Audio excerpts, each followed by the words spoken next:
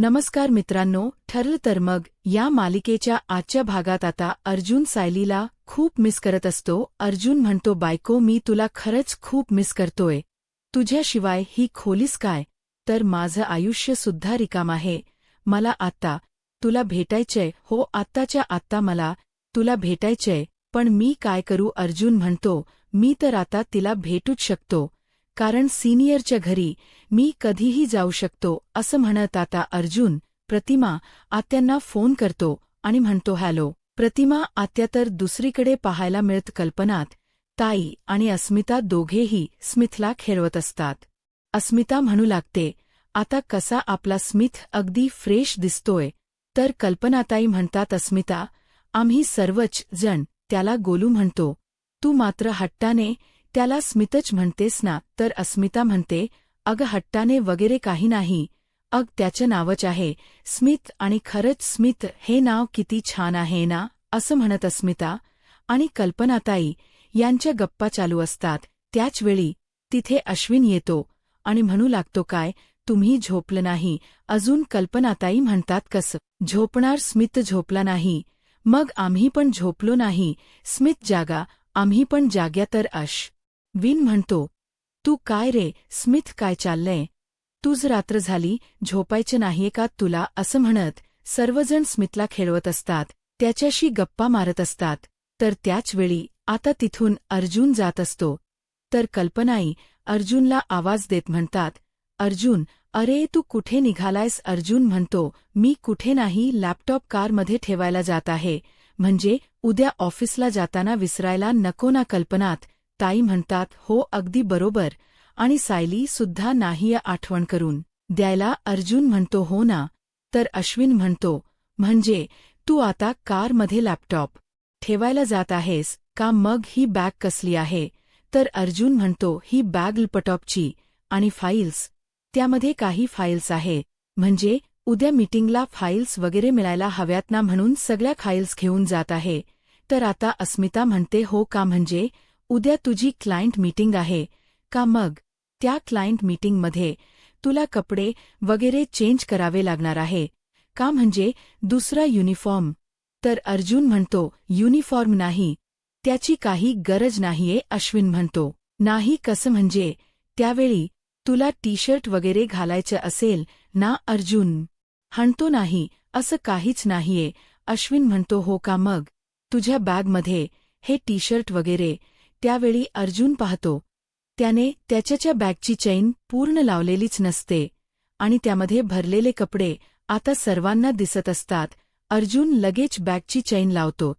तर त्यावेळी कल्पनाताई अर्जुनला म्हणतात, अर्जुन मला सांग, तुझी उद्याची क्लायंट मीटिंग ही ॲडव्होकेट रविराज किल्लेदार यांच्याकडे आहे का? असं म्हणतात. आता अर्जुनच सत्य बाहेर आलेलं असतं. अर्जुन म्हणतो, नाही तसं नाही, मी थोड्या वेळासाठी माझ्या बायकोला भेटायला जात होतो.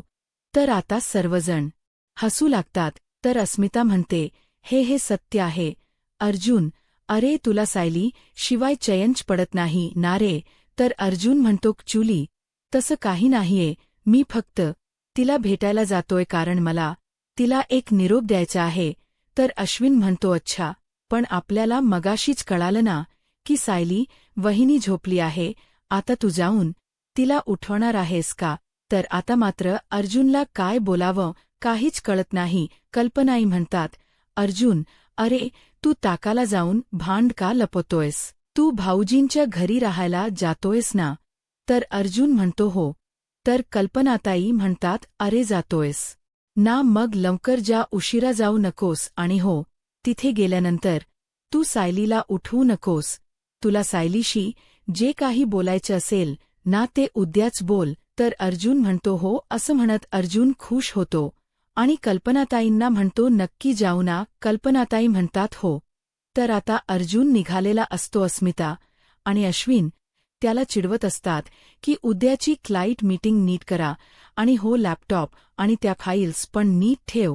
तर दुसरीकडे किल्लेदारांच्या घरी आपल्याला पाहायला मिळतं प्रतिमा त्या सायलीला मायेनेच थोपटत असतात. तिच्या डोक्यावरून मायेने हात फिरवत असतात आणि त्या ठिकाणी रविराज सरही असतात. रविराज सर सायलीकडे पाहतात आणि म्हणू लागतात, किती शांत झोपली आहे ना सायली. असं वाटतं की जणू आपली. असं म्हणत रविराज सर शांतच होतात. प्रतिमा आत्या म्हणतात, जणू आपली. बोलाना काय बोलणार होता पुढे. जणू आपली तन्वीच ना असंच म्हणायचं होतं ना. तुम्हाला आता नकळत रविराज सरांना सुद्धा तन्वीची आठवण येत असते. तर प्रतिमा त्या रविराज सरांना म्हणतात, बघा नाही म्हणता म्हणता तुम्ही स्वतःच हा विषय काढलात. रविराज मी एक सांगू का तुम्हाला. अहो आपण कितीही ठरवलं कितीही म्हटलं तरी आपल्या मुलीला तन्वीला आपण सहज आयुष्यातून काढू शकणार आहोत का. पण मला फक्त एवढंच म्हणायचंय प्रतिमा, जर आपण सतत तिची आठवण करत राहिलो तर मग आपल्यालाच त्रास होईल ना. तर त्यावेळी सायलीला जाग येते. रविराज सर म्हणतात, आपण उगाच बोलूया नको.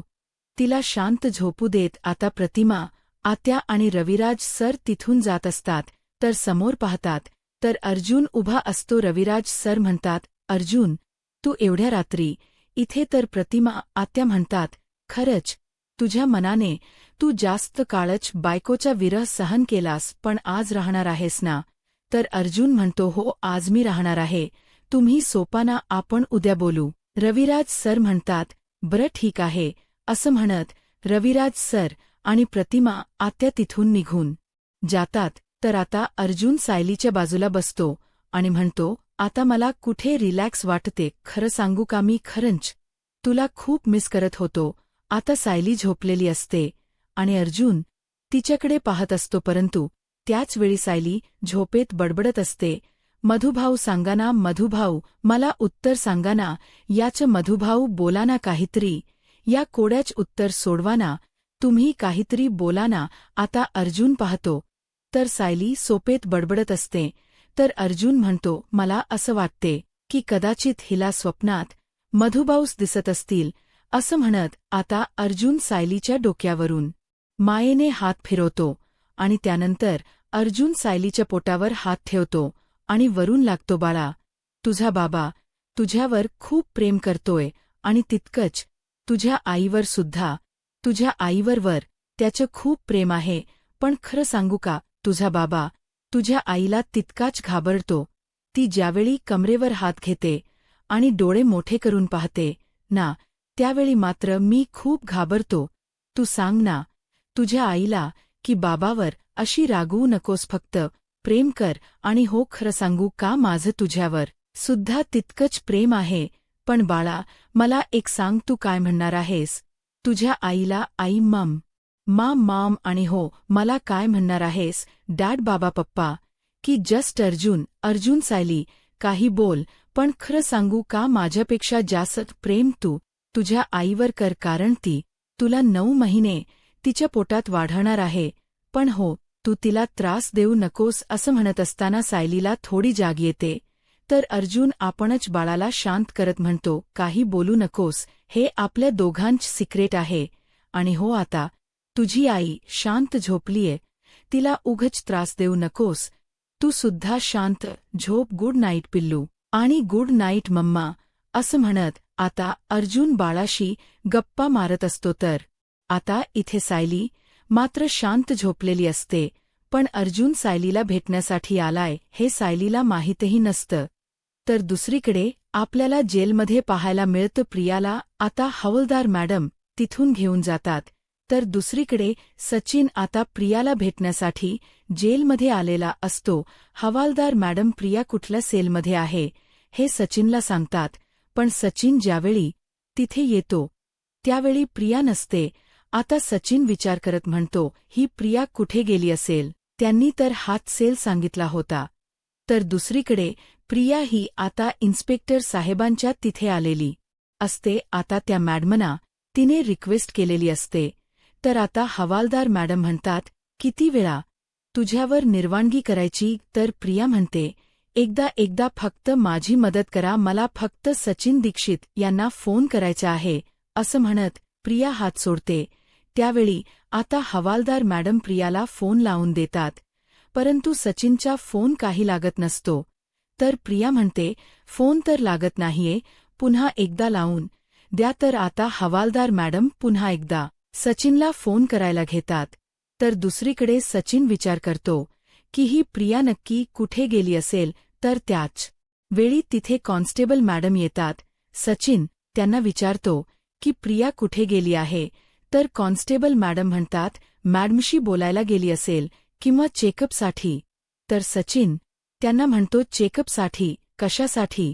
तिला बरं नाहीये का? आता कॉन्स्टेबल मॅडम काही बोलणार परंतु त्याचवेळी त्यांना फोन आलेला असतो आणि म्हणून त्या तिथून निघून जातात. सचिन म्हणतो तो कुठे असेल, ही प्रिया काही झालं तरी मला प्रियाला भेटायलाच हो, कारण जर सुभेदारांना बर्बाद करायचं असेल तर मला प्रियाची साथ हवी. तर दुसरीकडे प्रिया पुन्हा एकदा सचिनला फोन लावण याचा प्रयत्न करत असते. तर त्यावेळी मॅडम तिला म्हणतात एकदा सांगितलेल कळत नाहीये का? फोन लागत नाही. प्रिया म्हणते कदाचित सचिनच नेटवर्क नसेल, मी पुन्हा एकदा ट्राय करते ना.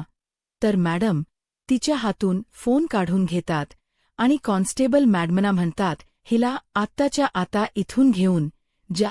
आता कॉन्स्टेबल मॅडम प्रियाला घेऊन जात असतात. प्रिया रिक्वेस्ट करत असते परंतु तिला काही कोणीही पुन्हा फोन करायला देत नाहीत. आता कॉन्स्टेबल मॅडम प्रियाला तिच्या सेलकडे घेऊन येतात. तर प्रिया पाहते तर जिला ती फोन करत असते तो सचिनच आता तिथे उभा असतो. तर सचिनला पाहून प्रियाला धक्काच बसतो. प्रिया ज्याला भेटायचं म्हणत असते ती व्यक्ती समोर असल्यामुळे प्रियाच असं म्हणत सायली फ्रेश होण्यासाठी निघून जाते. तर आता अर्जुन चैतन्याला फोन करतो आणि म्हणतो चैतन्य मला ऑफिसला यायला लेट होईल. हो मीटिंग्स आहे, तू अटेंड करून घे ना, असं म्हणत अर्जुन फोन ठेवतो.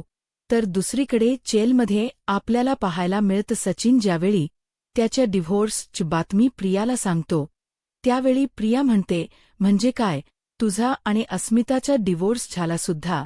तर सचिन म्हणतो की हो, अस्मिताचा आणि माझा डिव्होर्स झालाय. तसं तुझं काही नुकसान झालं नाही म्हणा. ती मूर्ख मुली तुझ्या आयुष्यातून निघून गेली हे खरंच खूप बरं झालं. तर सचिन म्हणतो मूर्ख वगैरे काही नाहीये, दीड शहाणे निघाली आहे ती. दीड शहाणे उलट तिने आणि तिच्या भावाने मिळून मलाच मूर्खात काढलं. अस्मिताने एनी मनी म्हणून माझ्याकडून खूप मोठी रक्कम मागितली आहे आणि कोर्टाच्या निकालानंतर आणि कोर्टाने दिलेल्या निर्णयामुळे आता मला काही झालं तरी तेवढे पैसे तिला द्यावेच लागणार आहे. तर आता प्रिया सचिनला प्रश्न करत म्हणते तू एवढे पैसे कुठून आणणार आहेस? तर सचिन म्हणतो स्वतःला विकलं ना तरी एवढे पैसे मिळणार नाहीयेत, परंतु आता मलाच काहीतरी करावं लागेल. मला हे पैसे नांकडेच मागावे लागतील. पण अण्णांच तर हल्ली काही वेगळंच सुरू असतं. आता प्रिया सचिनकडे पाहते पण सचिन म्हणतो बघूयात, ते सुद्धा सगळं काही होईल. मला काहीतरी करावं लागेल. पण मी आता सुभेदारांना बर्बाद करायचा विडाच उचलला आहे. काही झालं तरी मला त्या सुभेदारांना बर्बाद करायचं आहे. मला त्यांना एकही क्षण आनंदात जगू द्यायचं नाहीये. तर आता प्रिया सचिनकडे पाहते तर सचिन म्हणतो आणि मला चांगलंच माहीत आहे की या सगळ्यामध्ये तूच माझी मदत करू शकतेस, तूच माझी साथ देऊ शकतेस आणि म्हणूनच तर मी तुला भेटायला आलो आहे. तर प्रिया सचिनला म्हणते तू अगदी करेक्ट माणसाकडे आलायस. या सुभेदारांनी आपल्या दोघांचेही आयुष्य नरक बनवले आणि या सगळ्याचा सूड तर आपल्याला उगवायलाच हवा. त्या सुभेदारांवर असा काही बॉम्ब खोडायचा ना की अक्क अन्नपूर्णा हाऊस हादरेल. तर सचिन प्रियाला विचारतो पण असा बॉम्ब सापडणार तरी कुठे? तर प्रिया म्हणते माझ्याकडे आहे आणि तो बॉम्ब मी तुला देणार आहे, तू फक्त जाऊन तो फोडायचा आहे. तर आता सचिन म्हणतो तू काय बोलतेयस ना, मला तर काहीच कळत नाहीये, तुला नक्की काय म्हणायचं आहे? तर प्रिया सचिनला म्हणते सुभेदारांच्या घरी फोडण्याला एक मोठा बॉम्ब, तो म्हणजे हाच की मी अश्विन सुभेदार यांच्या बाळाची आई होणार आहे. आता हे ऐकून सचिनला धक्काच बसतो. आता सचिन विचार करत असतो तर प्रिया सचिनला म्हणते आता विचार कर, ही बातमी जर सुभेदारांपर्यंत पोहोचली तर केवढा मोठा स्फोट होऊ शकतो. आता हे ऐकून सचिन खुश होतो. प्रिया आणि सचिन यांनी मोठा प्लॅन आखलेला असतो. तर दुसरीकडे पाहायला मिळतं की सायली, अर्जुन आता डॉक्टरांना भेटण्यासाठी आणण्यासाठी हॉस्पिटलमध्ये आलेले असतात तर डॉक्टर सायलेनी अर्जुनला म्हणतात, आमचे प्रयत्न चालू आहे, पण अजूनपर्यंत आम्हाला हे सगळं काही कोणी केल हे काहीच कळत नाहीये. तर अर्जुन म्हणतो, तुम्ही खरं तर मधुभाऊंवर असणारी तुमची जबाबदारी सटकताय. तुम्हाला चांगलंच माहीत आहे की मधुभाऊंवर जो हल्ला झाला, जो अटॅक झाला, या सगळ्याला हॉस्पिटल जबाबदार आहे. मी तुम्हाला म्हणालो की मी तुमच्यावर केस करेन आणि म्हणूनच तुम्ही आता मधुभाऊंना डिस्चार्ज देताय. तुम्ही त्यांना घरी पाठवताय. अर्जुन खूप चिडलेला असतो. तर सायली अर्जुनला म्हणते, अहो तुम्ही जरा शांत व्हा ना. तर आता अर्जुन सायलीला म्हणतो, सायली, आपल्याला सुद्धा डिस्चार्ज हवा होता. आपल्याला सुद्धा मधुभाऊंना घरी घेऊन जायचं होतं, पण असं नाही. बरं झाल्यानंतर पण अशा अवस्थेत ही लोक आता मधुभाऊंना डिस्चार्ज देतायत. त्यांना घरी घेऊन जा असं म्हणतायत. तर डॉक्टर अर्जुनला शांत करत म्हणतात, नाही ॲडव्होकेट सुभेदार प्लीज, तुम्ही आमचे ऐकून तरी घ्या. तर आता सायलीसुद्धा अर्जुनला समजावते आणि म्हणू लागते, अहो तुम्ही जरा शांत व्हा आणि त्यांना काय म्हणायचं ते ऐकून तरी घ्या आणि मग आपण ठरवू की आपण काय करायचं आहे ते. तुम्ही शांत व्हा अगोदर असं म्हणत सायली अर्जुनला शांत करते आणि डॉक्टरांना म्हणते, डॉक्टर तुम्ही बोला. तर डॉक्टर म्हणतात, मधुभाऊ यांची तब्येत आता हळूहळू सुधारते. मी तुम्हाला आधीच सांगितलं होतं की अगोदरपेक्षा त्यांच्या आताचे रिपोर्ट खरंच खूप चांगले आले आहे. त्यांच्या रिपोर्टमध्ये झालेला बदल पाहता असं दिसून येते की ते लवकरात लवकर बरे होऊ शकतात. मॅडम, ज्यावेळी तुम्ही त्यांना भेटायला येता त्यावेळी त्यांचा चांगला रिस्पॉन्स असतो, परंतु तुम्ही इथे कोणीही नसता त्यावेळी मात्र ते हॉस्पिटलच्या स्टाफला कोणत्याही प्रकारचा रिस्पॉन्स देत नाहीत, कोणत्याही प्रकारची हालचाल करत नाहीत. याचाच अर्थ त्यांना जर पूर्ण बरं व्हायचं असेल तर त्यांच्या या 7 तासापास त्यांच्या जवळचीच माणसं असणं गरजेचं आहे. आणि म्हणूनच मी सजेस्ट केलं की तुम्ही त्यांना लवकरात लवकर घरी घेऊन जा, त्यांच्या आवडत्या ठिकाणी आश्रमात घेऊन जा. तर सायली म्हणते, पण असं केल्याने त्यांना लवकर बरं वाटेल का? डॉक्टर म्हणतात, ते मी खात्रीशीर सांगू शकत नाही, पण एक गोष्ट मात्र खात्रीशीर सांगू शकतो की त्यांचा बरा होण्याचा स्पीड मात्र वाढेल. आता सायली अर्जुन डॉक्टरांच्या बोलण्याचा विचार करतात. तर डॉक्टर म्हणतात, शिवाय जी काही ट्रीटमेंट सुरू आहे ती तर आपण सुरूच ठेवू आणि हो, आमच्या नर्स अधूनमधून व्हिजिट करत राहतील. तर अर्जुन डॉक्टरांना प्रश्न करत म्हणतो, तुम्हाला खरंच असं वाटते की मधुभाऊंना आश्रमात घेऊन गेल्यानंतर त्यांच्या तब्येतीमध्ये सुधारणा होईल? तर डॉक्टर म्हणतात, 100 हवं तर आमचं ऑब्झर्वेशन सीट आम्ही तुम्हाला दाखवू शकतो, त्यामध्ये तर सगळाच रिपोर्ट आहे. तर सायली म्हणते, नाही डॉक्टर, त्याची काहीही गरज नाही. आमचा तुमच्यावर विश्वास आहे. आम्ही लवकरच त्यांना आश्रमात घेऊन जाऊ आणि आम्ही तिथे त्यांची नीट काळजीही घेऊ. तर आता अर्जुन म्हणतो, हो, पण आश्रमात कशाला? आपण त्यांना आपल्या घरी घेऊन जाऊन ज्या म्हणजे आपण जर त्यांना आपल्या घरी घेऊन गेलो तर त्यांची नीट काळजीही घेऊ शकू. तर सायली म्हणते, हो, पण एक गोष्ट आहे. डॉक्टर म्हणतायत त्याप्रमाणे जर मधुभाऊंना त्यांच्या माणसात राहायचं असेल तर कारण आश्रमात मुलं आहे, काका काकू आहे, सर्वजण तिथे आहेत आणि आश्रम हे मधुभाऊंच सगळ्यात जवळच ठिकाण आहे. आणि नाही म्हटलं तरी आपलं घर म्हणजे त्यांच्या जाव्याच घर आहे. आणि जर आपण आपल्या घरी त्यांना घेऊन गेलो तर आपला हेतू साध्यच होणार नाही. त्यांची रिकव्हरी लवकर होईल असं मला नाही वाटत. आता अर्जुनलाही सायलीचा म्हणणं पटतं. अर्जुन म्हणतो, हो, अगदी खरं आहे असं म्हणत अर्जुन डॉक्टरना म्हणतो, थँक यू डॉक्टर, आम्ही त्यांना घेऊन जातो. डॉक्टर म्हणतात, बरं ठीक आहे, तुम्ही डिस्चार्जची प्रोसेस पूर्ण करून घ्या म्हणजे दुपारपर्यंत पेशंटला डिस्चार्ज देता येईल. तर अर्जुन म्हणतो, हो नक्कीच. अर्जुन डॉक्टरांना म्हणतो, सॉरी मी तुमच्यावर चिडलो. डॉक्टर म्हणतात, काही हरकत नाही. आता सायली आणि अर्जुन डॉक्टरच्या केबिनमधून बाहेर पडतात. तर दुसरीकडे आपल्याला पाहायला मिळतं सुभेदारांच्या घरी अस्मिताची आता इंटरव्ह्यूला जाण्यासाठी घाई सुरू असते. म्हणू लागते इंटरव्ह्यूला जायचे आहे आणि खूप उशीरही झालाय, पण मी आता घराबाहेर पडताना घरी काय सांगू? मम्मा डॅड मला प्रश्नावर प्रश्न विचारतील आणि स्मिथच काय सायली जर इथे असती तर मी स्मिथची काळजी तिलाच घ्यायला सांगितली असती आणि मी इंटरव्ह्यूला जाऊन आली असती, पण सायलीसुद्धा इथे नाहीये. ती तर प्रतिमातेच्या घरी आहे आणि आता जर ती आराम करत असते तर मग मी तिला फोन करून त्रास का देऊ? अस्मिताला काय करावं काही सुचत नसतं. तर दुसरीकडे अर्जुन आणि सायली निघालेले असतात. अर्जुन म्हणतो चल मी तुला अगोदर घरी ड्रॉप करतो आणि त्यानंतर डिस्चार्जची प्रोसेस करतो. मी तुला अगोदर घरी ड्रॉप करून येतो. सायली म्हणते का कशासाठी? अहो आपण मधुभाऊंना एकत्रच घेऊन जाऊ ना. तर अर्जुन म्हणतो अगं सायली पण डिस्चार्जच्या प्रोसेसला दुपार होईल आणि त्यानंतर मधुभाऊंना अँब्युलन्सने घेऊन जायचे, आश्रमात नेऊन बसवायचे. या सगळ्या गोष्टींना खूप उशीर होणार आणि या सगळ्यामध्ये तुझी दगदग होणार. त्यामुळे प्लीज तुला तेवढी दगदग चालणार नाही. त्यामुळे प्लीज नको या सगळ्या गोष्टींमध्ये पडूस. आता सायली अर्जुनवर चिडते आणि म्हणू लागते तुम्ही ना नेहमी असंच करता, दरवेळी तुमचं असंच असतं, तुम्हाला काहीच करू देत.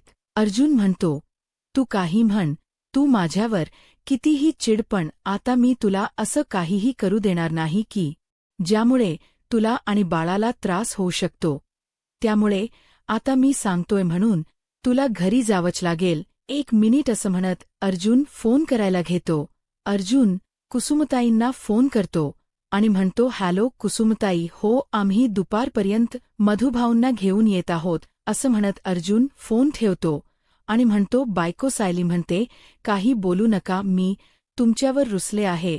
अर्जुन म्हणतो काही हरकत नाही, गाडीत बसल्यानंतर मी तुझा रुसवा काढेल, कारण आता मला त्या सगळ्या गोष्टींची सवय झाली आहे ना. कारण प्रेग्नेंट राहिल्यापासून दिवसातून 15 वेळा तू रुसत असतेस. आता मात्र सायलीला काहीच बोलता येत नाही. तर येणाऱ्या पुढील भागामध्ये आपल्याला पाहायला मिळतं प्रतिमा हत्या. आता सायलीला तन्वीची ड्रॉइंग बुक दाखवतात आणि म्हणू लागतात हे चित्र लहान असताना तन्वने. आता सायली सगळ्याचा विचार करत असतानाच अचानक तिच्यासमोर एक छोटी मुलगी येते. सायली तिला प्रश्न विचारत म्हणते कोण आहेस तू? तू मला सतत का दिसतेस? सतत मला तुझा भास का होतोय? मला तुला बघू देत. आता ती मुलगी सायलीकडे पाठ करून उभी असते. आता ती मुलगी म्हणजेच लहानपणीची तन्वी असते. आता त्या मुलीला पाहिल्यानंतर तरी सायलीला ती व्यक्ती आपणच आहोत. आता पुढे काय होईल हे पाहायला आत्ताच माझा महाराष्ट्र या यूट्यूब चॅनलला सबस्क्राईब करा. धन्यवाद.